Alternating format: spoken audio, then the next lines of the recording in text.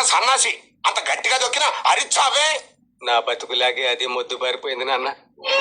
ఇలా కాళ్ళు చేతులు తొక్కడం కంటే ఏకంగా ఒకేసారి నా గొంతు మీద కాలేసి తొక్కే నాన్న. మళ్ళీ ఏం ముంచుకొచ్చింది?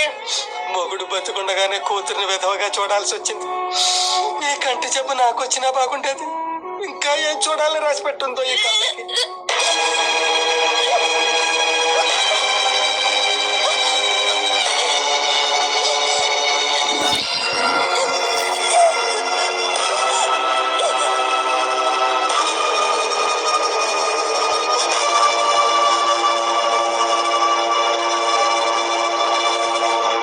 ఏమైంది?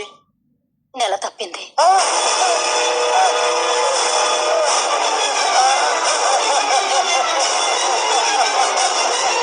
మొగుడు తెచ్చి 3 ఏళ్ళు అయితే ఇప్పుడు నెలప్పుడు ఏమిటి?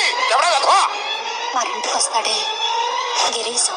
అనుకున్నా ఆ వెధవ మన కొంప చుట్టూ తిరుగుతున్నప్పుడే ఇలాంటి కొంప ఏదో ముంచుతాడు అని. ఎందుకేరా ఆ రోజు దాని మొగుడు పోగానే ఏ సెకండ్ హ్యాండ్ తీసుకొచ్చి దాని వెళ్ళ మళ్ళీ 3 ముళ్ళు వేయించరాని నెత్తి నోరు మొత్తుకున్నా. ఏం చచ్చావు కాదు. ఇప్పుడు చూడు, దాని కడుపు బరువు ఎక్కింది, మన బరువు పదవారికి ఎక్కుతోంది. అదేంటి మావయ్య, పెద్దవాళ్ళ ఇంటి మీరు కూడా అలా మాట్లాడతారు?